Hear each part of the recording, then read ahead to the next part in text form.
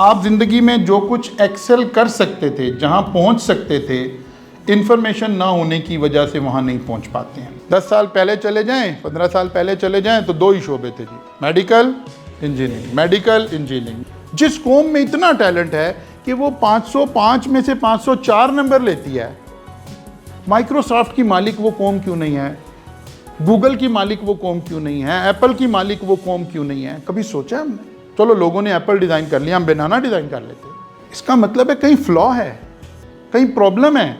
एक जो आज की मॉडर्न साइंसेस कहते हैं यार ज़रूरी नहीं आप डिग्रियाँ ही लें, आप अपना स्किल सेट बेहतर करके भी माशरे में अहम किरदार अदा कर सकते हैं। पाकिस्तान के अंदर रहते हुए आपके पास एक क्वालिफ़िकेशन अवेलेबल है, दैट इज़ चार्टर्ड अकाउंटेंसी। ये एक गवर्नमेंट की क्वालिफ़िकेशन है। अगर मैं इस एक पेज को आपको कहूँ ना कि बेटा इसको पंच करके ना एक फ़ाइल में लगा दें, आपको नहीं आएगा लगाना। इसे एक्सपीरियंस कहते हैं। कि हमारा institute of Chartered Accountant of Pakistan ये क्लेम करता है कि हमारे प्रोफेशन में ज़ीरो अनएम्प्लॉयमेंट है। हमारे आज के इस सेशन का जो बेसिक मकसद है और जो बेसिक पर्पज़ है हमारा, वो इस बात को डिस्कस करना है ताकि ये बात हम पब्लिक में भी इसकी डिस्कशन लेकर आ सकें, लोगों को एक अवेयरनेस हो सके कि वो तमाम बच्चे जो तालीम हासिल कर रहे हैं और अब तालीम हासिल करते करते वो अपनी इस मंजिल पर पहुंच गए हैं कि एफएससी उन्होंने कंप्लीट कर लिया और अब वो चाहते हैं कि फ़र्दर आगे कैरियर्स की क्या ऑप्शंस अवेलेबल हैं, तो उनको थोड़ी सी एक रहनुमाई प्रोवाइड हो सके और वो देख सकें कि वो किस कैटेगरी में फॉल करते हैं और उनको अब क्या करना चाहिए। क्योंकि जाहिर है जिस एज के हिस्से में आप तमाम लोग हैं, इस एज के हिस्से में आप सबको बड़े बड़े ख्वाब देखने चाहिए, आप सबको अपने मुस्तकबिल के बारे में बड़ा कंसर्न होना चाहिए। लेकिन क्योंकि सब लोगों के पास सब इन्फॉर्मेशन अवेलेबल नहीं है, जिसकी वजह से बहुत दफ़ा ऐसा होता है कि आप ज़िंदगी में जो कुछ एक्सेल कर सकते थे, जहां पहुंच सकते थे, इन्फॉर्मेशन ना होने की वजह से वहां नहीं पहुंच पाते हैं। कासिम अली शाह फाउंडेशन को ये एजाज़ हासिल है कि इन्होंने एक सोच का एक नया ज़ाविया इख्तियार किया और लोगों को मुख्तलिफ़ शोबाए ज़िंदगी में अवेयरनेस पहुँचानी शुरू की।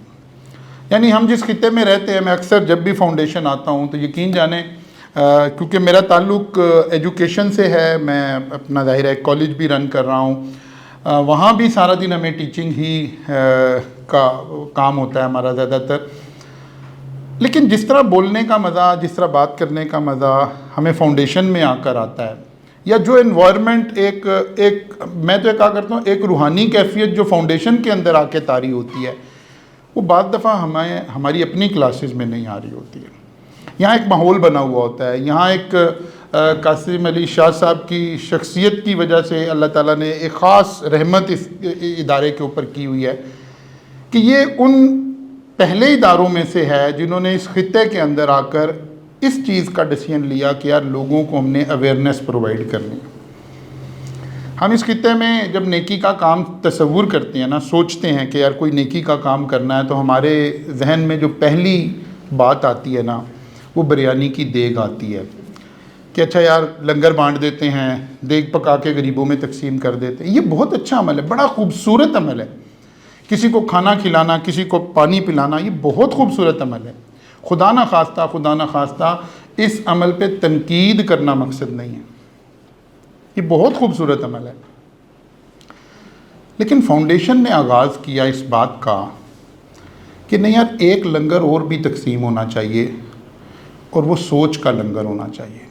किसी को खाली खाना खिला देना ये भी एक बड़ी नेकी है, लेकिन किसी को सीधा रास्ता दिखा देना, अपने मफादात से बालातर होके कोई ऐसी गुफ्तगू कर देना जो किसी की ज़िंदगी में कोई तब्दीली लाने का बाइस हो, तो ये उस एक वक्त खाना खिलाने के, चले हम उससे अफजल नहीं कहते, हम कहते हैं उसके बराबर ज़रूर इसका सवाब हो रहा होगा।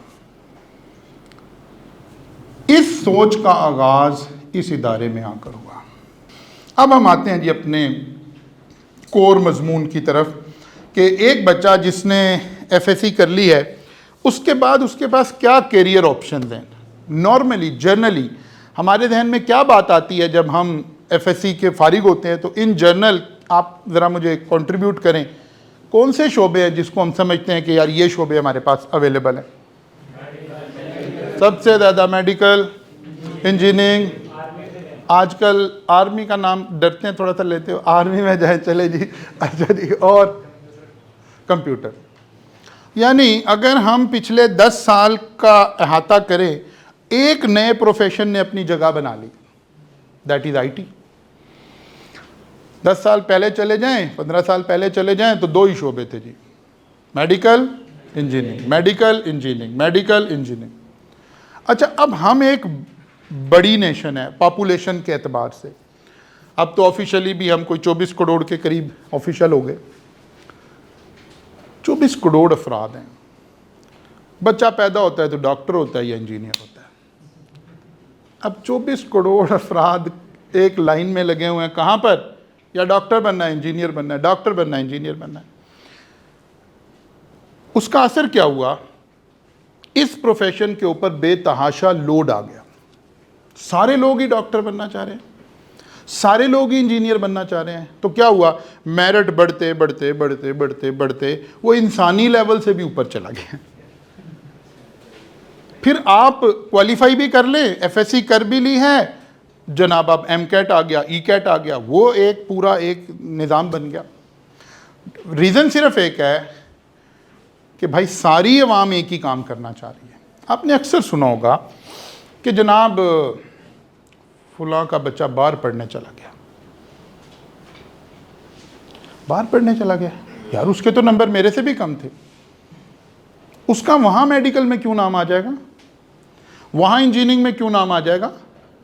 आप मेडिकल करने के लिए दुनिया के किसी और मुल्क में चले जाएं, अब क्यों मेरिट पर पूरा आ जाएंगे? वहाँ सारे लोग, वहाँ के सारी लोकल पॉपुलेशन मेडिकल नहीं कर रही है। आज यहाँ भी हम ये बुखार उतार दें लोगों के दिमागों में से कि डॉक्टर बनना है, इंजीनियर बनना है, डॉक्टर बनना है, इंजीनियर बनना है, डॉक्टर बनना है, इंजीनियर बनना है। आपके मेडिकल और इंजीनियरिंग के जब जिन लोगों को शौक होगा, जब सिर्फ वो लोग वहाँ जाएंगे तो एक नॉर्मल प्रोफेशन बन जाएगा। भाई कोई 80% मार्क्स लेना, बड़े अच्छे नंबर होते हैं 80% मार्क्स लेना।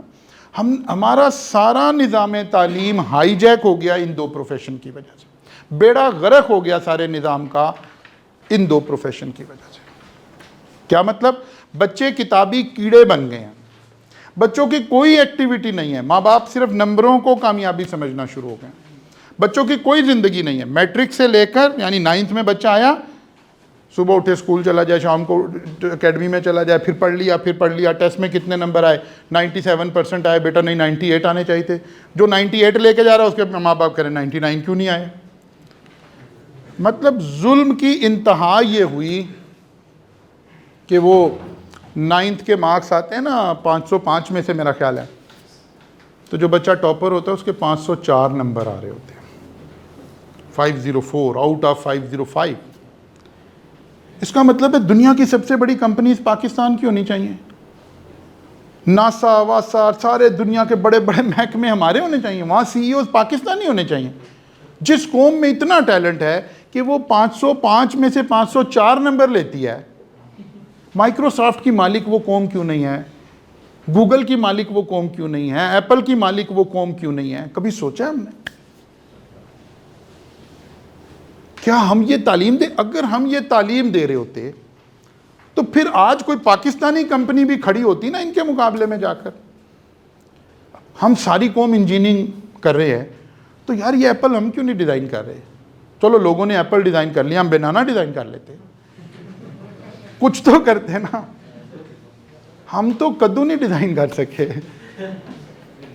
इसका मतलब है कहीं फ्लॉ है, कहीं प्रॉब्लम है। ना मैनेजमेंट साइंसेस के टॉप रेटेड लोग हमारे मुल्क से पैदा हो रहे, ना डॉक्टर हमारे मुल्क से टॉप रेटेड पैदा हो रहे, ना इंजीनियर हमारे यहाँ से टॉप रेटेड पैदा हो रहे, ना आईटी के लड़के हमारे यहाँ से टॉप रेटेड पैदा हो रहे। इसका मतलब है वो जो हम कहते थे ना, हम रटा लगाकर हम तोते प्रोड्यूस कर रहे हैं। बस सारी कौम को हमने लगा दिया, बेचारी रटा लगा रही है, रटा लगा रही है, रटा लगा रही है, बस दैट्स इट। उसके असरात हैं कि मेरिट जाहिर है, एक इदारा है, उसको 200 बच्चों को एडमिशन देना है, वो जो टॉप 200 आएंगे उनको ही देगी ना। अगर ये वाले टॉप हटा दें तो अगले 200 को मिलेंगे, फ़र्ज़ करें ये भी हटा दें तो उससे नीचे वाले 200 को मिलेंगे। अगर 2-3 लेयर को आप सही डायरेक्शन देने में कामयाब हो जाएं तो वो वक्त दूर नहीं है कि जब मेडिकल और इंजीनियरिंग में भी हर बच्चा जा सकेगा। अब सिर्फ वो बच्चा जाएगा जिसका इंटरेस्ट होगा, जो देखेगा कि यार मैं डॉक्टर के तौर पर ज़िंदगी में काम करना चाहता हूँ। अभी क्या हो रहा है, आपके CSS जो करते हैं लोग, उसमें से अक्सरियत कौन आ जाती है? डॉक्टर इंजीनियर आ जाते हैं। भाई आप तो घर से आपने मेडिकल की एक बड़ी कीमती सीट ज़ाया कर दी। अगर आपने CSP ऑफिसर बनना था तो आप किसी और रूट से आते। नहीं, वो बता रही है, ये बात बता रही है, चीख चीख कर बता रही है कि हम उस भेड़ चाल का शिकार थे, नंबरों की गेम में शामिल थे, क्योंकि नंबर आ गए थे तो मेडिकल में चले गए। जब थोड़ा शऊर ने काम किया तो देखा यार डॉक्टर तो कोई बड़ी ख़ास अर्निंग नहीं कर रहा, या बड़ी टफ लाइफ है यार डॉक्टर की। तो अब क्योंकि ये बच्चा तो पढ़ने वाला है, ये जिस फील्ड में जाएगा कामयाबी के झंडे गाड़ देगा, जिस फील्ड में जाएगा कामयाबी के झंडे गाड़ देगा। ये CSS करेगा, वहाँ भी टॉप कर जाएगा। अब इसने लाखों रुपया गवर्नमेंट का भी खर्च करवा दिया, किसी एक बच्चे की सीट भी ज़ाया करवा दी, और ख़ुद कल को CSS करके कस्टम ऑफिसर ला गया, ब्यूरोक्रेसी में आ गया। ये हम कह रहे हैं कि यार नहीं, आप वो शोबे भी, यानी अब अगर मैं शोबों को, कैरियर ऑप्शंस को डिवाइड करूं इस सारी गुफ्तगू के बाद, तो ये 2 हिस्सों में डिवाइड हो गए हैं बेसिकली। कुछ कैरियर्स वो हैं जो मार्क्स बेस हैं अनफॉर्चुनेटली, जैसे यही मेडिकल, इंजीनियरिंग। अगर अच्छी यूनिवर्सिटी से IT करनी है तो IT, मार्क्स आएंगे तो ठीक है, नहीं आएंगे तो भाई एडमिशन ही नहीं। हाँ, अगर कोई फ्रैक्शनली आप कम हैं तो फिर एक दूसरा भी सेल्फ फाइनेंस की वजह से आप वो भी कर सकते हैं, लेकिन वो हर आदमी के बस की बात नहीं है। आप सबको अंदाज़ा है कि अगर आप मेडिकल प्राइवेट कर रहे हो तो कितना पैसा खर्च हो जाता है। ये 2 चॉइसेस तो हमारे पास ये आ गई। इस सारी गुफ्तगू का मकसद अगेन मेडिकल के प्रोफेशन को बुरा कहना नहीं है, हम ये कह रहे हैं कि ये ओवररेटेड प्रोफेशन हो गए हैं। हाँ, जिस बच्चे को डॉक्टर बनना है, उसके फैमिली में कोई डॉक्टर है, या उसके अंदर अल्लाह ने एक डॉक्टर पैदा किया है, वो वाकई लोगों को सर्व करना चाहता है, या सर्व को भी छोड़े वो मेडिकल के प्रोफेशन में आके बेहतरीन पैसे कमाना चाहता है, उसका एम ज़िंदगी का ये है, प्लस उसने ऐसे मार्क्स ले लिए हैं, या उसके पेरेंट्स अफोर्ड करते हैं कि उसको प्राइवेट मेडिकल करवा दे, तो बिल्कुल इस बच्चे को मेडिकल में जाना चाहिए, कोई बुराई नहीं है। हम ये नहीं कह रहे कि भाई आप डॉक्टर बनना बंद कर दें, हम ये नहीं कह रहे आप इंजीनियर बनना बंद कर दें। वो बच्चे जिन्होंने मेहनत की, एफर्ट की, वो मार्क्स ले लिए और वो किसी इंजीनियर को ऑब्जर्व कर रहे हैं, उसकी लाइफ को ऑब्जर्व कर रहे हैं, उन्हें लग रहा है कि हाँ यार ये एक बड़ा अच्छा प्रोफेशन है, they want to earn money और they want to serve their nation. अगर आप पैसा कमा भी रहे हैं तो आप अपनी नेशन को फिर भी सर्व कर रहे हैं, तो बिल्कुल भाई आइए, बड़े शौक से कीजिए। लेकिन अब वो वाली लॉट मैं जिससे मुखातिब होना चाहता हूँ, जिस बच्चे तक ये पैगाम पहुँचाना चाहता हूँ, वो वाली लॉट जो ये मार्क्स नहीं ले पाएगी। आपने FSC के पेपर दे दिए, FSC से आप फारिग हो गए, अब आप सोच रहे हो कि यार मेरे मार्क्स मेडिकल के तो नहीं आने वाले। बंदे को अपना तो पता ही होता है ना, चलो माँ बाप को ना भी बताएं, अपने आप को तो पता है कि मैं कहाँ फॉल करता हूँ, कि यार मेरे मेडिकल के मार्क्स नहीं आने वाले और मेरे वालिद साहब मुझे प्राइवेट मेडिकल भी नहीं करवा सकते, मेरे मार्क्स इंजीनियरिंग के आने वाले नहीं हैं और मैं प्राइवेट भी इंजीनियरिंग अफोर्ड नहीं कर सकता। अब क्या करूं? यहाँ से हमारी डिस्कशन शुरू होती है। क्या हार मान जाऊं और ये तस्लीम कर लूं कि मैं, क्योंकि आज तक बड़ा अच्छा स्टूडेंट नहीं था पढ़ने में, इसलिए भाई अब मेरा कोई हक नहीं है, अब मैंने एक सेक्रीफाइस किस्म की लाइफ गुजारनी है ज़िंदगी में, बस ठीक है भाई अब एक नॉर्मल है, बस एफर्ट करूँगा, एक पिसे हुए तबके के तौर पे ज़िंदगी गुजारूँगा, अपनी जो नेसेसिटीज़ ऑफ लाइफ हैं वो पूरी करूँगा, आइंदा मेरे बच्चों की नेसेसिटीज़ ऑफ लाइफ पूरी होंगी। ये वाली हार मान ली आपने। क्या मतलब हुआ? FSC के बाद अब आपने BA BSc सिंपल वाली तालीम आगे ले जानी शुरू कर दी। यार को कोई बात नहीं, एक ये कि नहीं सोचा कि यार ठीक है मेरे नंबर तो नहीं आ रहे हैं, लेकिन मुझे अभी भी शौक़ है ज़िंदगी में आगे बढ़ने का। मैं अभी भी चाहता हूँ कि मुझे भी लोग कामयाब इंसान ट्रीट करें। मुझे आज पैसे का भी शौक़ है, इज़्ज़त का भी शौक़ है, रेस्पेक्ट का भी शौक़ है, चाहे जाने का भी शौक़ है, लेकिन अनफॉर्चुनेटली आज का मेरा जो प्रोफाइल है वो ऐसा नहीं है। अब क्या करूँ? अब जाहिर है अच्छी यूनिवर्सिटीज़ आपको एडमिशन नहीं दे रही, अच्छे प्रोफेशंस में आपको एडमिशन नहीं मिल रहा है। अब क्या रास्ते बचे हमारे पास? अब हमारे पास दो बड़े रास्ते बचे। एक जो आज की मॉडर्न साइंसेस कहते हैं यार ज़रूरी नहीं आप डिग्रियाँ ही लें, आप अपना स्किल सेट बेहतर करके भी माशरे में अहम किरदार अदा कर सकते हैं। कोई बात नहीं, कोई बड़ी यूनिवर्सिटी आपको डिग्रियाँ नहीं दे रही है, एडमिशन नहीं दे रही, कोई बात नहीं, कुछ नहीं हुआ। आप अपनी IT के अंदर, किसी और प्रोफेशन के अंदर, किसी ज़िंदगी की एक स्किल को पकड़ के उसके अंदर अपना स्किल सेट बेहतर कर लीजिए, आप यहाँ से भी आगे चले जाएंगे। लेकिन ज़रूरी इंग्रेडिएंट वो पिछला ज़रूरी है जो मैं कह रहा हूँ। अभी भी आपके अंदर ये ख्वाहिश हो कि यार मेरा वो जो दोस्त था ना, मेरा वो जो बैडमेट था ना, मेरे कॉलेज में वो जो लड़का था ना जिसके लिए सब तालियां बजाते थे, मैंने उससे आगे जाना है। हार नहीं मानी है मैंने। वो मेडिकल में चला गया, मेरा कहीं भी नंबर नहीं आ रहा, लेकिन अभी भी मैंने हार नहीं मानी है। इस वाली ब्रीड से, इस वाली कैटेगरी के लोगों से मुखातिब हूं मैं। इस बच्चे के पास दो ऑप्शन अवेलेबल है। एक अपना स्किल सेट बेहतर कर ले, अगर उसका रुझान स्किल सेट वाली साइट्स पर है तो शॉर्ट कोर्सेज कर ले, अपनी चीज़ों को बेहतर कर ले, इस तरह से भी जाया जा सकता है। लेकिन आम तौर पर अभी हमारे माशरे में ये वाली बात इतनी रिकॉग्नाइज नहीं हुई है कि आप अपना स्किल सेट बेहतर कर लें, आप अपने स्किल सेट की वजह से अपना कोई एक फील्ड इख्तियार कर लें। लेकिन हमारा माशरा अभी इसको बहुत ज़्यादा एक्सेप्ट नहीं किए हुए। ये चेंज अभी इतनी ज़्यादा नहीं आई है, आ रही है, ग्रेजुअली आ रही है, स्लोली आ रही है, लेकिन अभी पूरी नहीं आई है। वो कहते नहीं, बच्चे ने तालीम क्या है, क्या किया हुआ इसने। वो कहते जिसने कंप्यूटर के कोर्सेज किए हुए हैं, अच्छे पैसे करने, कहते नहीं, ये तो हवाई रिस्क है, करता क्या है, पढ़ा क्या हुआ है। हालांकि ऐसा नहीं है। आज दुनिया में जो लोग हमारे माशरे में अभी, लेकिन वो आटे में नमक के बराबर लोग हैं, कम लोग हैं ज़रा, जिन्होंने फॉर्मल एजुकेशन को छोड़कर अपनी स्किल सेट बेहतर की है। वो एक डॉक्टर से, एक इंजीनियर से, एक अच्छे भले स्मॉल बिजनेसमैन से भी ज़्यादा पैसे कमा रहे। लेकिन ये वाली चेंज अभी माशरे ने सारी एक्सेप्ट नहीं की है। फिर और आगे चलते हैं, जो हमारा कोर एरिया है, जो मेरा लाइफ का एरिया है, कि इस सारे अंधेरों में जितनी माशरती हमने अक़दार डिस्कस किए हैं, इसके दरमियान में पाकिस्तान के अंदर रहते हुए आपके पास एक क्वालिफ़िकेशन अवेलेबल है, that is chartered accountancy, CA, जिसे लोग CA पाकिस्तान बोलते हैं, CA बोलते हैं।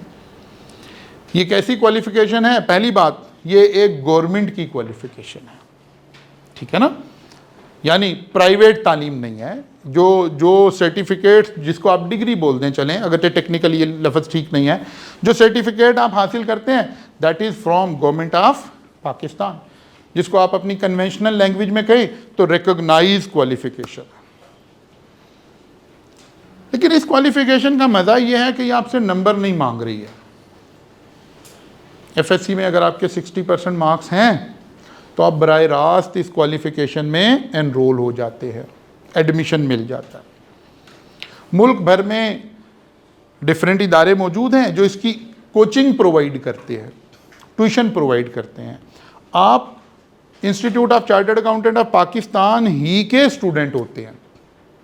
जैसे आप FSC में थे ना, तो शाम में कहीं प्राइवेट किसी एकेडमी में पढ़ रहे थे, लेकिन आप स्टूडेंट किसके थे? अगर लाहौर से कर रहे थे तो लाहौर बोर्ड से आपने पेपर, आपके किसने लेने थे? लाहौर बोर्ड ने लेने थे। जब रिजल्ट आया तो किसका आया? लाहौर बोर्ड का आया। सर्टिफिकेट मिला तो किसकी तरफ से मिलेगा? लाहौर बोर्ड की तरफ से मिलेगा। ऐसे ही ये सारे काम ICAP की तरफ से होंगे, institute of Chartered Accountant of Pakistan की तरफ से होंगे, आप उसके स्टूडेंट हैं। कौन लोग CA कर सकते हैं? पहला सवाल। अच्छा, ये बात आप सबके लिए इसलिए भी इम्पॉर्टेंट है कि बाद दफ़ा क्या होता है, बच्चा सीए में आ जाता है, इसकी सुन के, उसकी सुन के, उसकी सुन के, उसकी सुन के, वो आया हुआ बच्चा भी समटाइम्स सीए ड्रॉप करके बाहर निकल जाता है, बिकॉज उसको अवेयरनेस ही नहीं होती कि मैं किस प्रोफेशन में आया हूँ, इसका क्या बेनिफिट है, इससे मैं ज़िंदगी में क्या हासिल कर सकता हूँ। आप कभी भी ज़िंदगी में एफ़र्ट क्यों लगा सकते हैं, आपको कॉन्सेप्ट क्लियर हो कि यार ये एफ़र्ट लगाने से मुझे ये रिवॉर्ड मिल रहा होगा, ये काम करने से मुझे ये फ़ायदा होगा, फिर यकीनन उस काम के करने में खुद ब खुद बाय डिफ़ॉल्ट क्या होगा, आपका दिल लग जाएगा। तो कौन लोग सीए कर सकते हैं?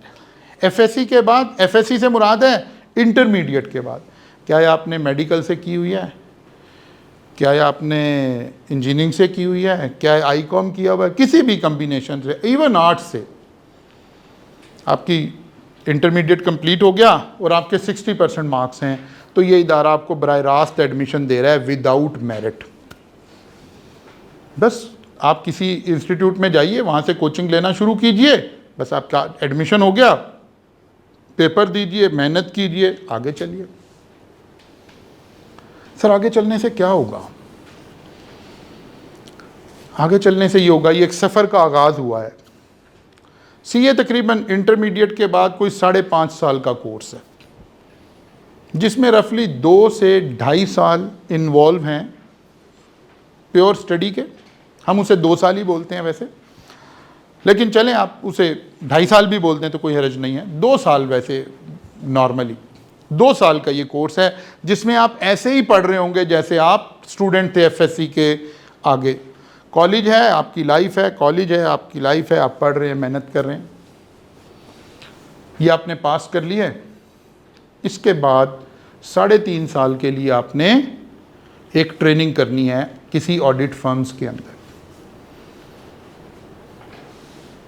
वहाँ भी 2 मॉडल्स के आपके पेपर होने हैं, 2 मॉड्यूल्स के, लेकिन अब आप ऑफिस जाते हैं सुबह उठ के, आपकी प्रैक्टिकल लाइफ शुरू हो गई है। अब आप सुबह उठते हैं, ड्रेसअप होते हैं, दफ्तर जाते हैं, रात शाम को आते हैं 5 बजे 6 बजे। अब एक ऑफिशियल लाइफ में आप आ गए हैं। हमारे मुल्क की अक्सर डिग्रीज़ के अंदर, अक्सर क्वालिफ़िकेशन के अंदर सबसे बड़ा ड्रॉबैक ये है, एक इंजीनियर बन रहा है एक बच्चा, इंजीनियरिंग यूनिवर्सिटी में चला गया, वहाँ भी टॉप कर रहा है, गोल्ड मेडल ले रहा है। अब वो सीवी लेकर फारिग हो गया, इंजीनियर बन गया, फारिग हो गया, सीवी लेके पहुँचा कहाँ पर? जॉब के लिए।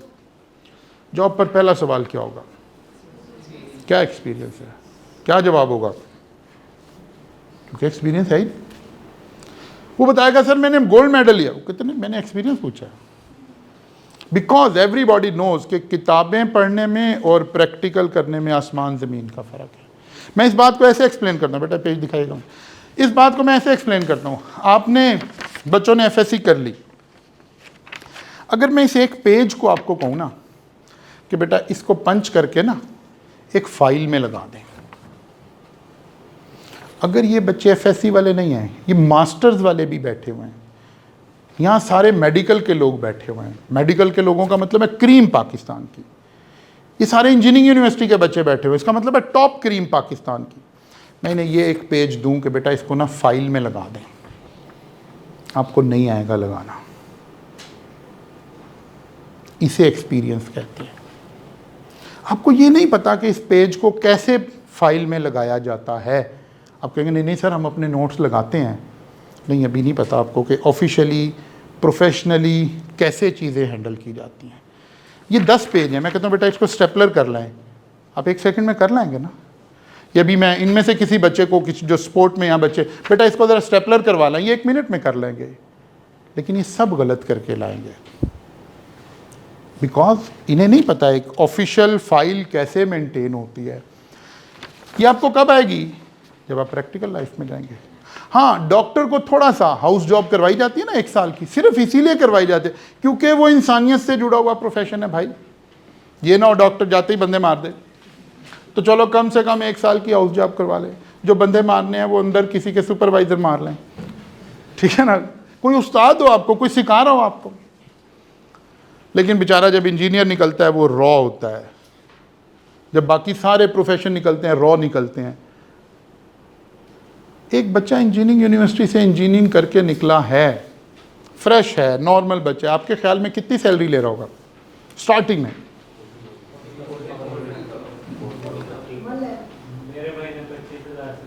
ये कोई बच्चे सच भी बोलने वाले बैठे हैं बीच में, जिन जो जुर्रत कर रहे हैं कि कैसे काम हो। यस, इंजीनियर बड़ा खुश होगा अगर 20, 25, 30 हज़ार रुपए से उसे जॉब मिल जाएगी। He will happy because he knows कि जिस इदारे में मैं जा रहा हूँ, मैं उनको क्या दे रहा हूँ, अभी मुझे तो कुछ भी नहीं आता, मैं तो किताबें पढ़ के आया हूँ। ये इसका ये मतलब नहीं है कि इंजीनियर 25,000 कमाता है, ये मतलब ना ले लीजिएगा इसका।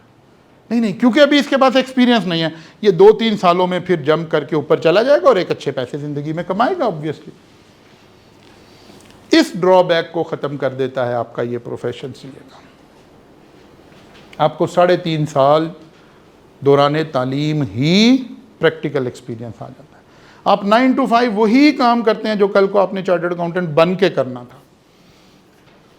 जिसका फ़ायदा क्या हुआ? कोई शख्स आपसे ये सवाल नहीं कर सकता कि आपका एक्सपीरियंस क्या है। एवरीबॉडी नोज कि इसके पास 3.5 साल का बड़ा मल्टीपल एक्सपीरियंस है।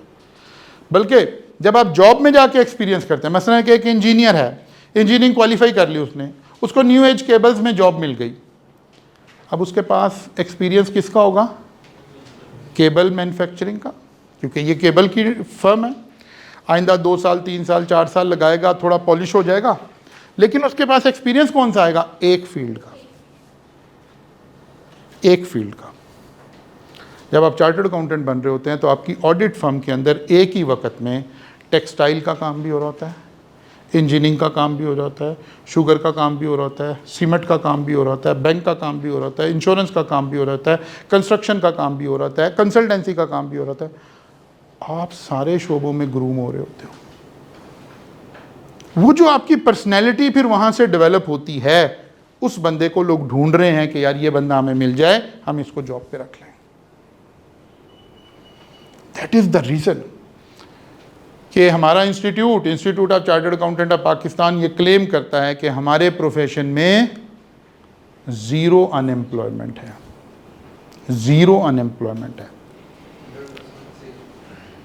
किसी इंस्टीट्यूट की जुर्रत नहीं हो सकती पाकिस्तान में, सारी क्रीम लेने के बावजूद भी, सारे लोगों को, पूरे पाकिस्तान को 22-24 करोड़ अवाम को ज़हनी मरीज बनाने के बाद भी मेडिकल वाले ये ऐलान नहीं कर सकते कि सारे डॉक्टर ऑन जॉब हैं।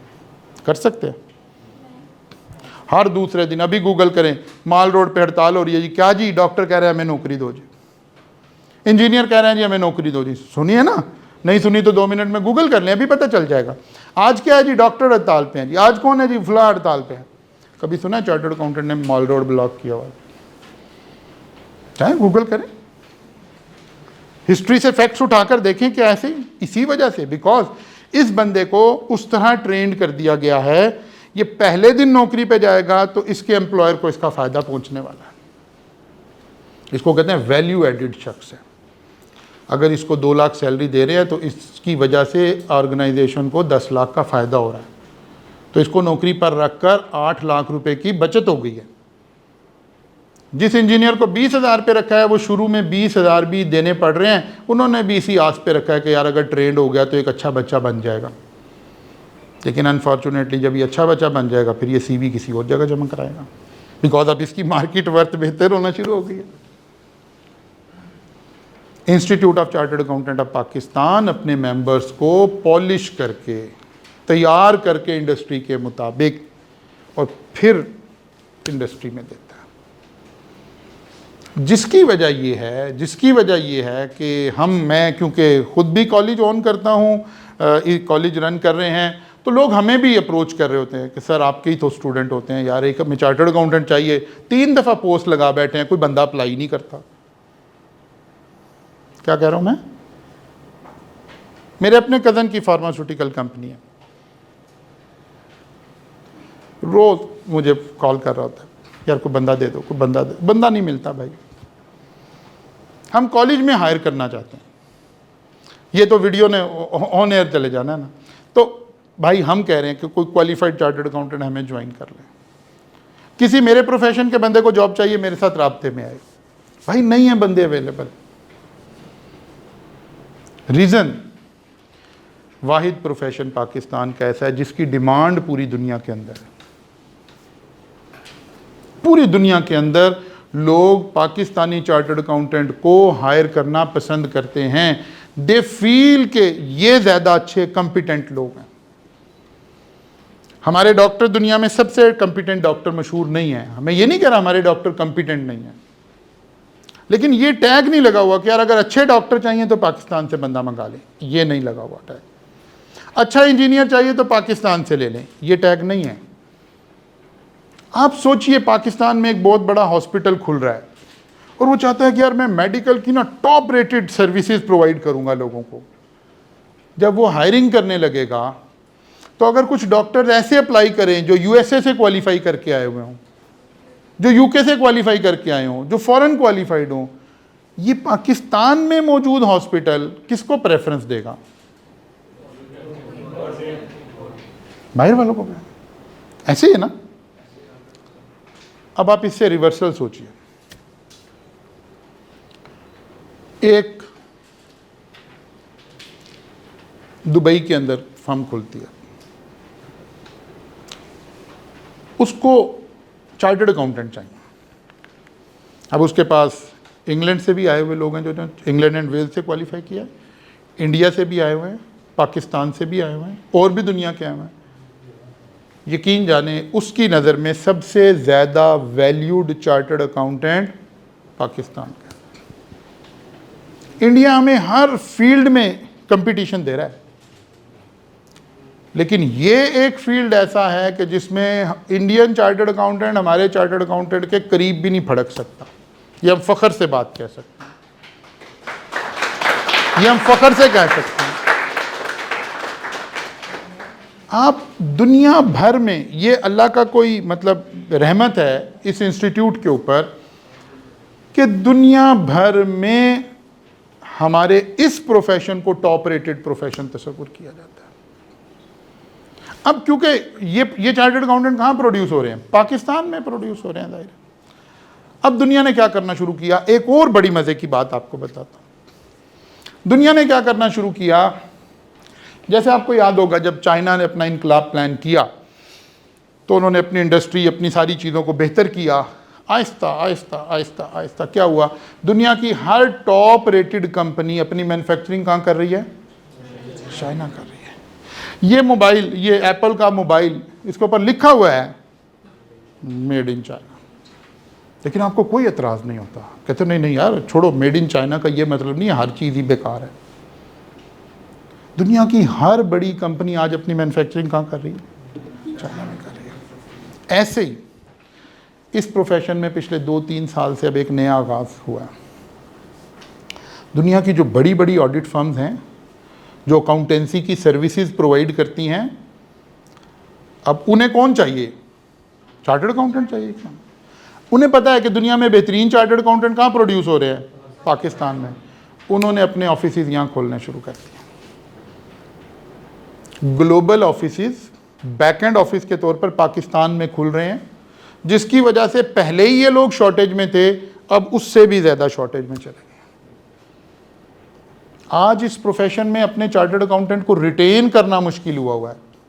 फर्म्स में जो भी इनिशियल चार्टर्ड अकाउंटेंट था, जिसे फर्म अभी 2 लाख रुपया सैलरी दे रही थी, ये क्योंकि इन्होंने तो डॉलर्स में काम करवाने हैं इनसे, ये उसे 4 लाख पे उठाई जा रहे हैं। हमें अपने बंदे रोकने मुश्किल हुए हैं, हमें अपने बंदे रोकने मुश्किल हुए हैं, और ये ट्रेंड आने वाले दिनों में बढ़ता हुआ नज़र आ रहा है। तो एक ऐसा प्रोफेशन जिसके अंदर आज भी आप अगर थोड़ी सी एफर्ट करेंगे, थोड़ी सी मेहनत करेंगे, तो आप दोबारा से रीगेन कर लेंगे, उस बच्चे से आगे चले जाएंगे जो इस वक्त बज़ाहिर आपको पीछे छोड़ के इंजीनियरिंग में चला गया, मेडिकल में चला गया, नस्ट में चला गया, फास्ट में चला गया, जो उसने बज़ाहिर इस वक्त ये दिखाया कि शायद वो जीत गया। लेकिन आप दोबारा आराम से, सुकून से, बेटर प्लानिंग के ज़रिए से, लेकिन थोड़ी सी एफर्ट के ज़रिए से, मैं फिर कह रहा हूँ, उन्हीं लोगों का प्रोफेशन है, मैं अपना डायलॉग दोबारा बोलने लगा हूँ, उन्हीं लोगों का प्रोफेशन है जिन्होंने ये सोच रखा है कि नहीं यार मुझे इज़्ज़त भी चाहिए, शोहरत भी चाहिए, पैसा भी चाहिए। ये नहीं कि यार मैं हमेशा ही ऐसे चीज़ें ख़रीदूँगा जाकर कि मेरी जेब में कितने पैसे हैं। जब आप कोई चीज़ ख़रीदने जाते हैं ना, अपनी ज़िंदगी गुजारते हैं, तो आपका दो ऑप्शन है। एक है आप बाज़ार में जाते हो मुझे अच्छा क्या लग रहा है, और एक है यार मैं ख़रीद क्या सकता हूँ। चॉइस आपकी है। आप एज के उस हिस्से में खड़े हैं, आप उस चौक पे खड़े हैं, या इन दोनों रास्तों में से रास्ता गुजरना है। लेकिन आप वहाँ खड़े हैं, या आप इधर टर्न ले गए तो फिर हमेशा ही सब इस पे रहना है आपने, या इधर टर्न ले गए तो फिर आपने इधर रहना है। ये आपने सोचना है कि आपने और आपके बच्चों ने ज़िंदगी आइंदा कैसे गुजारनी है। ऐसे गुजारनी है कि यार एक मोबाइल लेना है तो पहले देखना है मेरे पास पैसे कितने हैं, तो फिर उतने वाला ही जाकर देखना है। और एक है कि नहीं, मैंने एक मोबाइल लेना है तो सोचना है यार सबसे अच्छा मोबाइल कौन सा है, या मुझे पसंद कौन सा है, मेरी पर्सनैलिटी से मैच कौन सा करेगा, वैसे ख़रीदना है। ये बात आज आपके इख्तियार में है। मैं अक्सर अपने लेक्चर्स में ये बात बच्चों से कहता हूँ कि भाई देखो, जब आप मैट्रिक तक थे ना तो आप शऊरी ज़िंदगी में नहीं थे। माँ बाप आपको कह रहे थे पढ़ लें पढ़ लें पढ़ लें, आप नहीं पढ़ते थे, क्योंकि आपको ऐसा लगता था कि पढ़ाई करके हम अपने माँ बाप के सर पे बहुत बड़ा एहसान कर रहे हैं। लेकिन कम से कम अब आप FSC के बाद इस शऊर के लेवल पर ज़रूर आ गए हैं कि आपको ये पता चल गया है कि पेरेंट्स पर नहीं एहसान करें, आप अपनी ज़िंदगी खुद बना रहे हैं। आज मैं अगर चार्टर्ड अकाउंटेंट के तौर पर ज़िंदगी गुजार रहा हूँ तो मेरी वालदा इस दुनिया से जा चुकी, अल्लाह उनकी मग़फ़िरत करे, उनके दर्जात बुलंद करे। मेरे वालिद साहब इस दुनिया से जा चुके, अल्लाह ताला उनकी बख्शिश करे। तो मेरी कमाई, मेरा स्टेटस मेरे माँ बाप नहीं इतना शेयर कर पाए ज़िंदगी में। कौन एंजॉय कर रहा है? सबसे पहले तो मैं कर रहा हूँ, फिर मेरी फैमिली कर रही है। ये आपके हाथ में है। आपकी एफर्ट आपके लिए है, आपके बच्चों के लिए है, अगली नस्ल की बुनियाद डल रही है ये। हाँ, ये ज़रूर है कि ये प्रोफेशन थोड़ी सी मेहनत मांगता है, एफर्ट मांगता है। लोगों ने इसके ऊपर, अच्छा अब दूसरी इसकी डार्क साइड पे देखें, जिससे सुनेंगे जी सीए करना, वो कहते नहीं नहीं तो पास ही नहीं करते। सीए नहीं करना यार आपने, बिल्कुल सीए नहीं करना, सोचना भी नहीं है, वो तो आसमान से नाजिल होते हैं जो सीए करते हैं। और नहीं भाई, ऐसे ही थे हम भी आपकी तरह। कोई 10-11 हज़ार मेंबर हैं, उसमें से कम 10,000 मेंबर यानी 90% से ज़्यादा मेंबर वो हैं जो सीए में क्यों आए थे? उन्हें कहीं एडमिशन नहीं मिला तो सीए में आ गए थे। तो हमें कोई इसमें परेशानी नहीं है, हमको इस पे शर्मिंदा नहीं है भाई, कोई बात नहीं है। ये प्रोफेशन यहाँ से शुरू होता था, ये यहाँ से मेरी मेहनत मांग रहा है, पिछली तो मांग भी नहीं रहा। ये तो कह रहा है 60% नंबर हैं, आ जाए एडमिशन ले लें, कल से आप स्टूडेंट हैं। ये तो मेरिट मांग ही नहीं रहा, यहाँ से ऑनवर्ड मेहनत मांग रहा है, वो मैंने कर रखी है, मैं क्वालिफाइड हूँ भाई। आप करेंगे आप क्वालिफाइड हो जाएंगे। ज़िंदगी में एक और मज़े की बात है, ज़िंदगी में पलट के कभी आपसे कोई शख्स ये नहीं पूछेगा आपके मैट्रिक में नंबर कितने थे, FSC में नंबर कितने थे। जान छुट जाएगी नंबर वाली गेम से, बिकॉज ये प्रोफेशन आपकी हिस्ट्री को क्या कर देता है, ज़ीरो कर देता है, रीसेट टू फैक्ट्री सेटिंग कर देता है। एक दफ़ा आपको नई ज़िंदगी शुरू हो रही है। अब आप कामयाब बनना चाहते हैं, मेहनत करनी शुरू कर दें, एफर्ट लगानी शुरू कर दें, ज़रा डिसिप्लिन्ड वे से पढ़ने की आदत डालें। लोगों का ख्याल है कि सीए करेंगे तो इसका मतलब है दिन रात मेहनत करेंगे, बस अब ऐसे ही सारा, नहीं, ऐसे नहीं है। यकीन जाने आप उतनी मेहनत रिक्वायर्ड है जितनी आपने FSC में कर रखी है, तो उससे ज़्यादा की मेहनत सीए में रिक्वायर्ड नहीं है। हाँ, एक डिसिप्लिन रिक्वायर्ड है, रोज़ाना का काम रोज़ाना करना, बस। नॉर्मल वाली कन्वेंशनल वाली एजुकेशन में ये ऑप्शन भी अवेलेबल है कि यार आखिरी 2 महीने दिन रात लगा देंगे तो मसला हल हो जाएगा। यहाँ ये ऑप्शन अवेलेबल नहीं है। 6-6 महीने का सेमेस्टर चल रहा है, तो आपने 6 महीने, जिस दिन क्लास शुरू होगी उस दिन से लेकर जिस दिन आखिरी पेपर है वहाँ तक आपने कंसिस्टेंट रहना है, रोज़ पढ़ना है। फिर कितना पढ़ना है? भाई जितने नॉर्मली 3 पेपर आप रख रहे होंगे जब आगे चलेंगे तो हर पेपर 1 से 1.5 घंटा। आप 1.5 ही मैक्सिमम वाली साइड ले लो। 1.5 मल्टीप्लाइड बाय 3 क्या आंसर आ गया? 4.5 घंटे। मैं कहता हूँ 5 घंटे। कभी सुना 5 घंटे पढ़ने से किसी की मौत वाक़या हो गई? सुना कभी? नहीं हुई ना। अच्छा, क्या आपने ज़िंदगी में कभी 5 घंटे नहीं पढ़ा दिन में? पढ़ा है, इससे ज़्यादा पढ़ा है, लेकिन रिस्पेक्ट नहीं मिली अभी तक, नाम नहीं बना अभी तक, सारा ख़ानदान फ़ख्र नहीं करा, उस पर फ़ख्र कर रहा है जो मेडिकल में चला गया, उसका नाम ही बदल गया आज ही। क्या हो गया जी? डॉक्टर साहब, डॉक्टर साहब, डॉक्टर साहब। अभी से लोगों ने नज़रों में रखना शुरू कर दिया रिश्ता ऐसे करना। ठीक है ना, अभी से मसला उसका, आधे तो मसले सुलझने शुरू हो गए। मैं कहता हूँ सीए भी एक ऐसा ही प्रोफेशन है, ये तो उससे अगला प्रोफेशन है। संग दिल महबूब आपके कदमों में। लेकिन अगर आप पास होंगे तो, वरना आप संग दिल महबूब के कदमों में। ये प्रोफेशन है। ये 4 साढ़े 4 घंटे रोज पढ़ सकता है जो शख्स, और उसके पास 60% मार्क्स एफएससी में मौजूद हैं, इंटरमीडिएट में मौजूद हैं। क्या एफएससी से आया है, क्या एफए से आया है, क्या आईकॉम से आया है, क्या आईसीएस से आया है, जिस मर्जी कम्बिनेशन से आया, वो एडमिशन ले सकता है, वो इस प्रोफेशन में एक्सेल कर सकता है। ये प्रोफेशन वैसे भी एक नई ज़िंदगी शुरू करता है। जिस बच्चे का पढ़ाई में दिल नहीं ना लग रहा, हो सकता है उस बेचारे को फिजिक्स अच्छी ना लग रही हो, उसको केमिस्ट्री अच्छी ना लग रही हो, उसको बेंजीन रिंग साहब से दोस्ती नहीं हो रही उसकी, उसे नहीं समझ आ रहा ये क्या चल रहा है चक्कर। कोई बात नहीं है, ये एक नया प्रोफेशन है, सारे सब्जेक्ट्स नए आने हैं। आपके पिछले पढ़े हुए सब्जेक्ट में से कोई एक सब्जेक्ट भी आगे नहीं आना, सिवाय उसके वो जो शुरू का पहला लेवल होगा, वहाँ हल्का सा इंग्लिश आएगा और थोड़ा सा मैथ स्टैट की शक्ल में एक पहले चैप्टर में आएगा। उसके बाद आज तक जो कुछ आपने पढ़ा हुआ है ये दोबारा नहीं पढ़ना आपने तो नई ज़िंदगी पढ़नी है। तो अगर आपको गालिब समझ नहीं आ रहा था तो कोई बात नहीं है, ना समझ में आए परवीन शाकिर समझ आ जाएगी, ठीक है ना। अब वो अपनी ज़िंदगी के लिए, प्रोफेशन के लिए नहीं, वो मुताला पाकिस्तान पढ़ाना है, वो इस्लामियात, उर्दू, फुरदा, ये कोई सब्जेक्ट नहीं है। अब तो अपने बिजनेस के सब्जेक्ट पढ़ने हैं सारे के सारे। यानी अगर अभी भी आप बीएससी करने में चले जाएं तो फिर वो जो हमारी तालीम के कंपलसरी सब्जेक्ट्स हैं वो पढ़ने पड़ेंगे ना। वो कायदे आज़म के 14 नुकात चल रहे हैं, वो चलेंगे अभी भी आगे तक, ठीक है ना, लेकिन अब नहीं चलेंगे। इधर आप आगे हैं, ये सारे सब्जेक्ट ख़त्म हो गए, अब तो बिजनेस पढ़ना है हमने, कोई इकनॉमिक्स पढ़नी है, कोई अकाउंटिंग पढ़ना है, कोई टैक्स पढ़ना है, कोई ऑडिट पढ़ना है, कोई लॉ पढ़ना है, मल्टीपल सब्जेक्ट पढ़ने हैं जिसका ज़िंदगी उस ज़िंदगी से ताल्लुक़ है जो आपने गुजारनी है।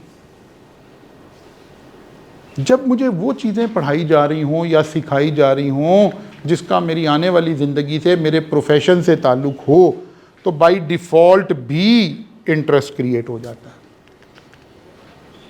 प्रॉब्लम यह है कि आपको पढ़ा रहे थे एफएससी में गालिब कहाँ पैदा हुआ, फलां क्या हुआ, इस शायर को क्या कहते हैं, वो खुदाए सुखन किसे कहते हैं और फलां किसे कहते हैं। ये लफ्ज़ आप याद कर रहे थे। एक बच्चा कहता है या अल्लाह, गालिब को मरे हुए भी इतना अर्सा हो गया, जान कब छोड़ेगा ये। भाई नहीं है उसका पोइट्री में बेचारे का शौक। एक होगा जिसको ज़रा पोइट्री अच्छी लगती होगी, उसको ये सारी चीज़ें टीज़ नहीं कर रही हैं। तो आप ऐसे सब्जेक्ट पढ़ रहे थे जो ज़िंदगी के साथ जुड़े हुए नहीं थे। इसका ये मतलब नहीं है कि आप नालायक स्टूडेंट थे, आप निकम्मे थे। हमारा वो जो कन्वेंशनल निज़ाम तालीम है, वो जब बच्चे के नंबर नहीं आते तो उसके ऊपर एक टैग लगाता है, डिस्कार्डेड, निकम्मा, निकट्टू। हमने ये कभी एक्सप्लोर ही नहीं किया कि ये क्यों निकम्मा है यार। घर में किसी काम के लिए भेजे ना, तो जो घर का सबसे निकम्मा बहन भाई होता है ना, वो बाहर वाले काम सबसे अच्छे करके जाता है।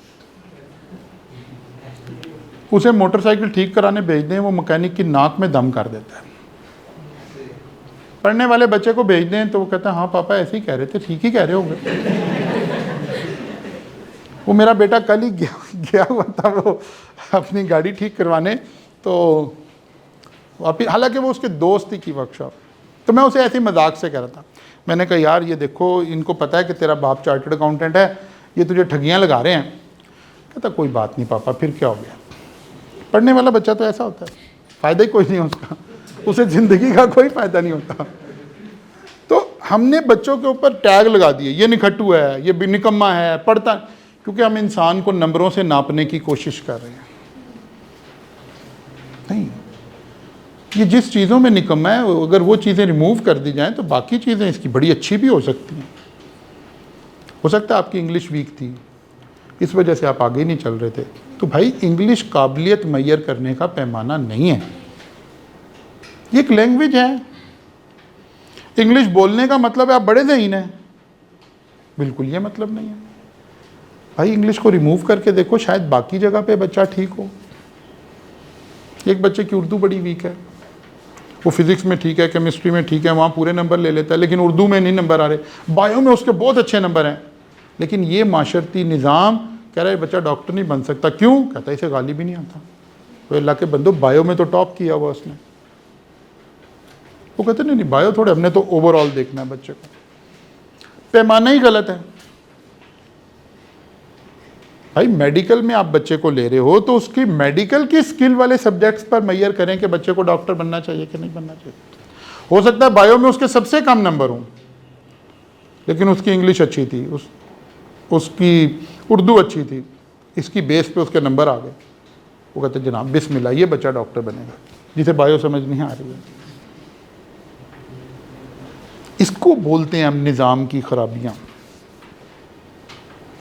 अब आप एक ऐसे प्रोफेशन को ज्वाइन कर सकते हैं, सीए को ज्वाइन कर सकते हैं, जो इन सारी बातों से मुबर्रा कर रहा है आपको।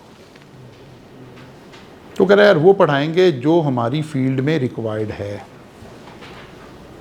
मुताला पाकिस्तान कोई नहीं पढ़ाना हमने आपको, इस्लामियात आपको कोई नहीं पढ़ानी, उर्दू आपको कोई नहीं पढ़ानी।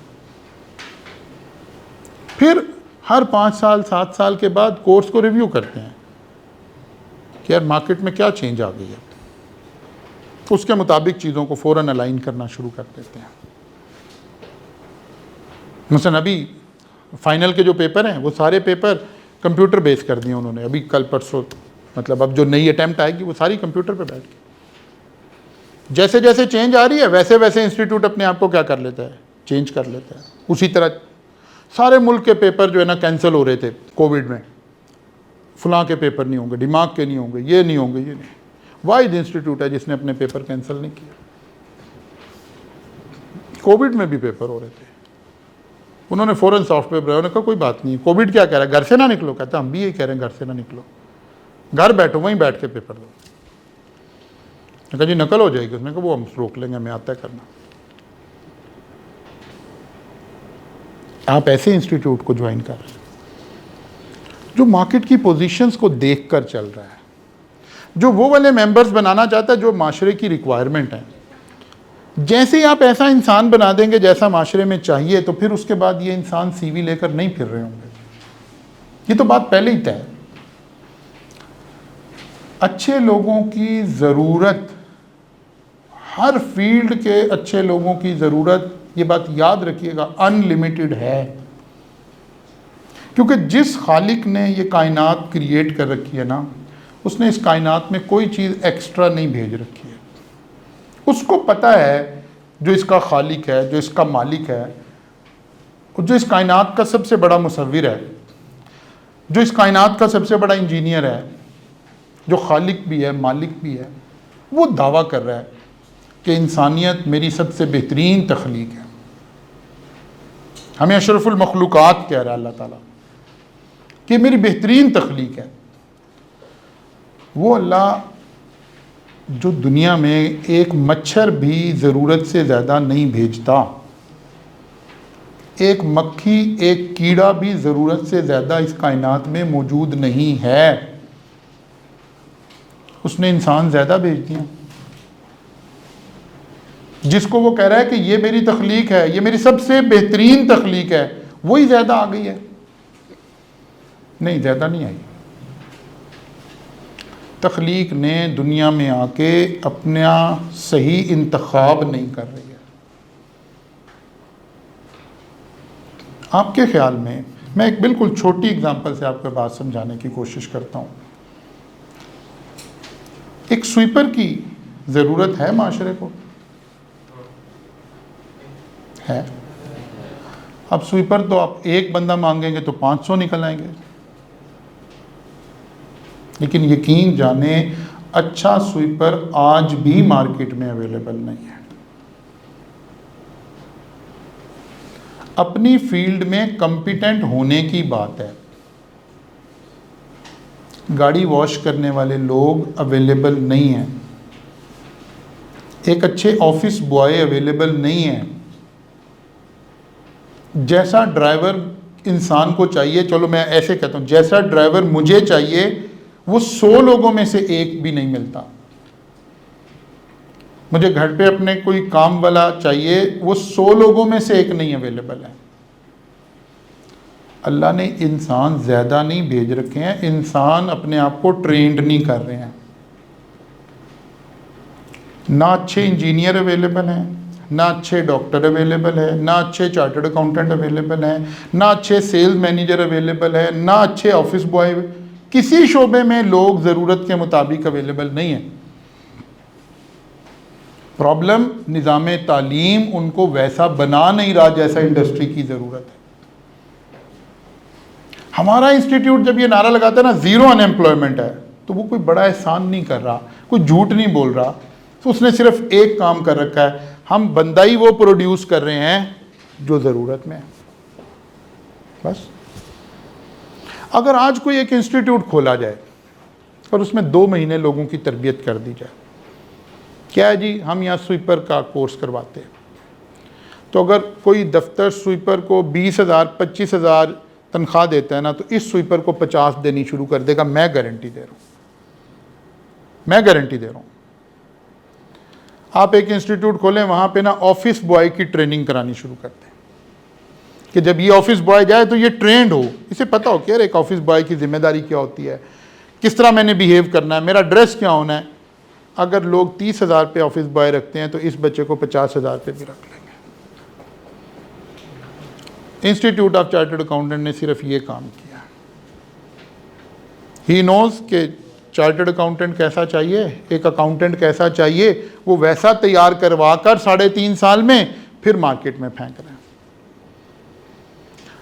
जो लोग आपको MBA करवा रहे हैं, जो आपको लोग और काम करवा रहे हैं, वो ये नहीं देख रहे कि मार्केट में क्या चाहिए। वो कह रहे हैं किताबें पढ़ें, किताबें पास कर ली हैं, ये सर्टिफिकेट पकड़ें, जाएं इंडस्ट्री में। इंडस्ट्री वाला फ़ौरन आपको देख के कहता है यार मैं आपको, आप 70,000 जॉब कम से कम एक्सपेक्ट कर रहे हो, मैं आपको 70,000 क्यों दे दूंगा भाई। इस माशरे के जो सबसे समझदार लोग हैं ना, वो कारोबारी हैं, उससे समझदार कोई नहीं है। वो क्यों एक बंदे को 1 लाख रुपया सैलरी दे देगा जिससे उसने 10 लाख का काम नहीं लेना। उसे ही तो कारोबार करना आता है, इसीलिए तो वो कहीं जॉब नहीं कर रहा। हमें सबको अगर कारोबार नहीं करना आता तो हम क्या ढूंढ रहे हैं, नौकरी ढूंढ रहे हैं। इसीलिए तो ढूंढ रहे हैं कि हमें कारोबार नहीं करना आता। तो आप सोचेंगे कि हम उसे डिसीव कर देंगे जो पैदाइशी कारोबार कर रहा है। नहीं, अपने अंदर वैल्यू पैदा करें। तो इसलिए हम कह रहे हैं कि ये एक ऐसा कोर्स है कि जो बच्चे इसे ज्वाइन कर चुके हैं वो इधर उधर की बातें सुनकर एक अच्छी ट्रेन में बैठे हुए हैं, ये उतर ना जाएं सीट पे से भाई कि नहीं नहीं मुझसे हो नहीं रहा। भाई कतन नहीं है। हमारी फाउंडेशन की उस पे पेज पर भी पड़ा हुआ है, मेरे पेज पर भी पड़ा हुआ है। हमारे मकबूल साहब हैं, आजकल काउंसिल मेंबर भी हैं, उनका इंटरव्यू मैंने रिकॉर्ड किया हुआ है। ज़रा सुने, यही बैठ के वो इंटरव्यू हमने दोनों ने रिकॉर्ड किया था इसी कमरे के अंदर।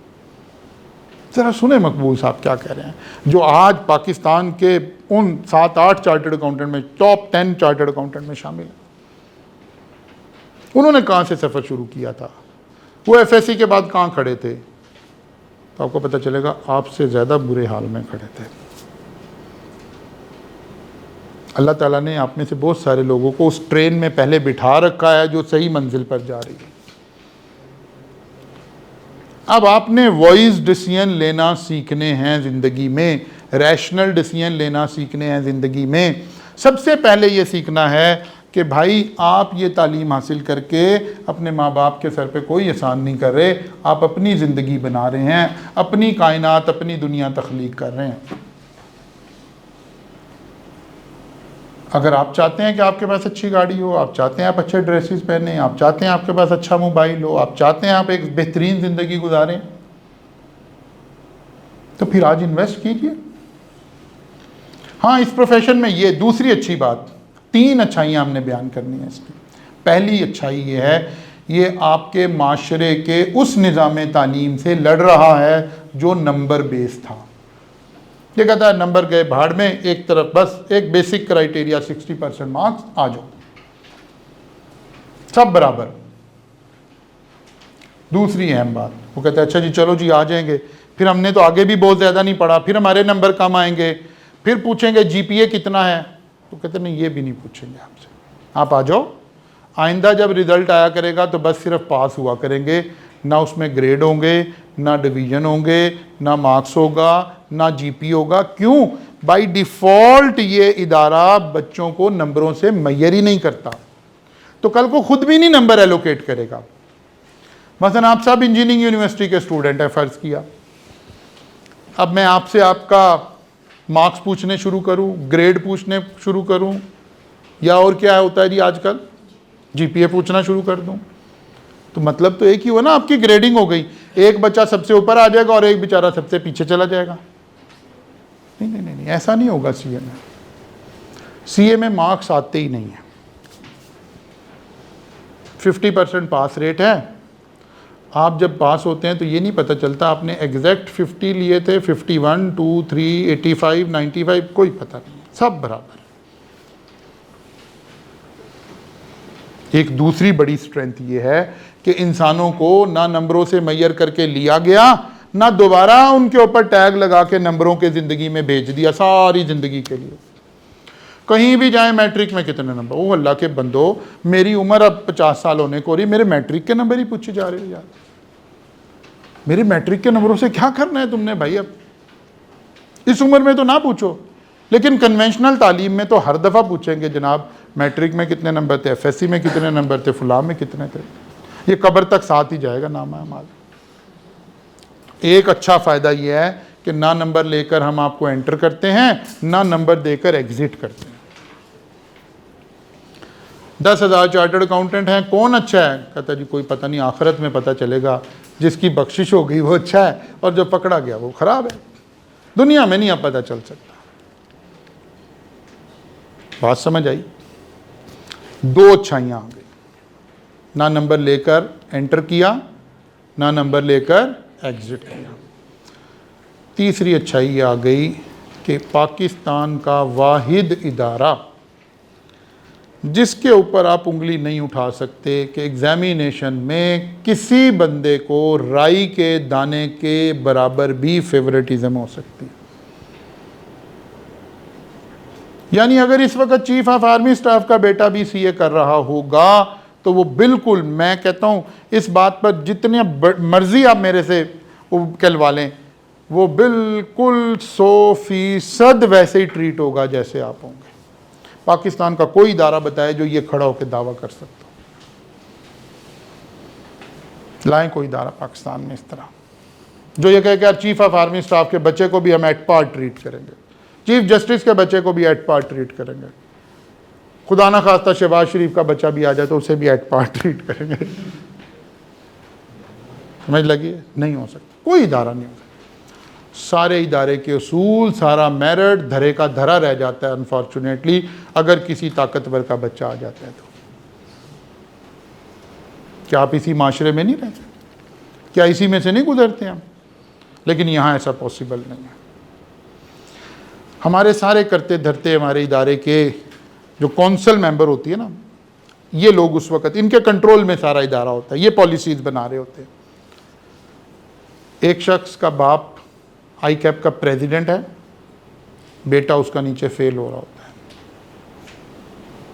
एक शख्स का बाप कौंसल मेंबर है, उसका बेटा और उसका भाई नीचे फेल हो रहा होता है। ये पता चल रहा है कि यहाँ कोई फेवरेटिज्म नहीं चल सकता। आपने अपने जोरे बाजू पे आना है, अपनी मेहनत से आना है, सर्वाइवल ऑफ द फिटेस्ट है। आपके वालिद साहब का स्टेटस आपको कोई हेल्प प्रोवाइड नहीं कर सकता। मैं कहता हूं कि पाकिस्तान में ये नारा आई कैप के अलावा कोई नहीं लगा सकता। आपके जहन में कोई दारा हो तो बताइए कि कोई दारा लगा सकता हो, नहीं लगा सकता।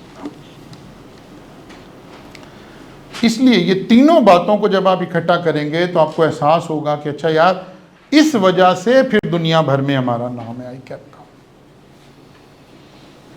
कि अच्छा ये वजह है कंपीट करने की, कि भाई ये तो फिर आई सर्वाइवल ऑफ द फिटेस्ट पर लोग रहे हैं, अपनी मेहनत के बलबूते पर लोग आएंगे। तो आप एक सक्सेस स्टोरी बन सकते हैं, यकीन जाने।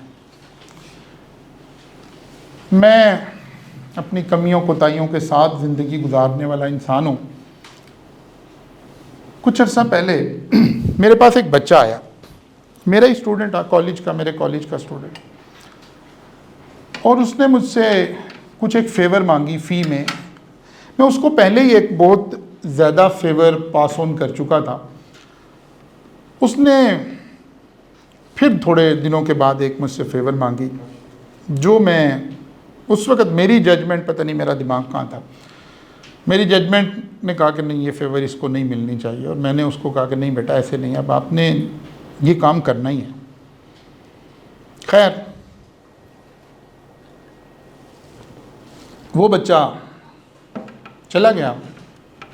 जो फेवर वो मांग रहा था, अनफॉर्चुनेटली मैंने उसे नहीं दी। अच्छा, अल्लाह भी बड़ा करीम है, आपको घर छोड़ के आता है। नॉर्मली मैं और मेरे बच्चे, हम KFC लाइक नहीं करते। पता नहीं KFC वाले माइंड ना कर दें इस बात को, बस बच्चों को बर्गर, सारे पिज़्ज़ा खाने तो पिज़्ज़ा बर्गर ही आज की औलाद ने, लेकिन बहरहाल ये KFC जाने के शौकीन नहीं। कुछ अर्सा गुजरा, शायद 15-20 दिन, 25 दिन, तो हम यहीं गार्डन टाउन से गुजर रहे, तो मेरी छोटी बेटी ने कहा कि पापा भूख लग रही है, कुछ खा लेते हैं पहले। अच्छा, गार्डन टाउन से गुजर रहे थे। मैंने कहा फिर क्या खाना है बेटा? कहते पापा KFC खा लेते हैं। अच्छा, मुझे हैरत हुई कि ये KFC खाने की बात कर रहे हैं। खैर, रुक गए हम, वहाँ KFC पे चले गए। अब मैंने क्यू में लग के अपना ऑर्डर दे दिया। उन्होंने कहा सर आपको ऑर्डर टेबल पे, रश था, उन्होंने कहा सर आपको ऑर्डर टेबल पे दे देते हैं, आप चले जाइए। जब मैं टेबल पे पहुंचा तो जो बच्चा ऑर्डर लेकर मेरा आया, ये वो बच्चा था जो मुझसे फेवर मांगने आया था। मैं हैरान रह गया। सर अस्सलाम वालेकुम। वालेकुम अस्सलाम। कैसे हैं सर आप? खैरियत से? अब वो ये बातें करे और मेरी आंखों में आंसू आ गए कि जाहिद कभी तेरी जजमेंट इतनी ख़राब हो गई है, तुझे जज नहीं होता है बच्चा कि ये फेवर मांगने आया था और ये बच्चा यहाँ एज अ वेटर काम कर रहा है इस वक्त। मैंने उसको गले लगाया, प्यार किया और उसे कहा बेटा कल मुझे कॉलेज मिलना। वो कल तो ना आया, 2-3 दिन बाद आया। मैंने उससे माफ़ी मांगी कि बेटा मुझे माफ़ कर देना, मेरी जजमेंट गलत हो गई है। लेकिन आज वो बच्चा माशाल्लाह इसी मंजिल का मुसाफिर है, इसी ट्रेन में बैठा हुआ है। कल को एक वक्त आएगा वो चार्टर्ड अकाउंटेंट बन गया होगा। ये ऐसा प्रोफेशन है। तो ये सारी स्टोरी एक फ़िल्म की स्टोरी नहीं लग रही है कि यार सर ने बड़ी बेहतरीन स्टोरी घड़ी है, लेकिन मैं हलफ से कह के, कसम खा के कह रहा हूँ कि ये ऐसे ही हुआ है जैसे मैंने आपको बताया। ये वो वाली स्टोरी नहीं है जो लेक्चर्स में घड़ ली जाती है और बता दी जाती है। मैं हल्फन कह रहा हूँ कि ये स्टोरी ऐसी है, क्योंकि अल्लाह ताला छोड़ता कोई नहीं है, फिर आपको पहुँचा कर आता है घर पे। अब आप फाउंडेशन आए हैं, ज़रिया बने लोगों को सही मालूमात देने का, सही मशवरे देने का। और एक बड़ी अच्छी कहावत है ना कि जो ज़िंदगी में चाहते हो वो बांटना शुरू कर दो। आप चाहते हो मुझे इज़्ज़त मिले, तो इसका बेहतरीन तरीका है लोगों में इज़्ज़त बांटनी शुरू कर दो। आप चाहते हैं मुझे पैसे मिलें, तो बेहतरीन ज़रिया है कि सदक़े में पैसे देना शुरू कर दें। आप चाहते हैं मेरी सेहत अच्छी रहे, तो जो लोग सेहत के एतबार से परेशान हैं उनकी मदद कीजिए। यानी एक बुज़ुर्गों का कौल है कि जो चाहते हो वो बांटना शुरू कर दो। तो अगर आप चार्टर्ड अकाउंटेंट बनना चाहते हैं तो आप भी इस इल्म को बांटना शुरू कर दीजिए। जैसे मैं लोगों को रास्ता दिखा रहा हूँ, आप भी लोगों को रास्ता दिखाना शुरू कर दें। आपके देहात में, आपके शहर में, आपके महल्ले में बहुत सारे लोग हैं जिनको इस प्रोफेशन का नहीं पता है कि वो इस प्रोफेशन के ज़रिए से अपनी ज़िंदगी इतनी बेहतर कर सकते हैं। तो इसको सदका जारिया समझ के लोगों को बताना शुरू करें।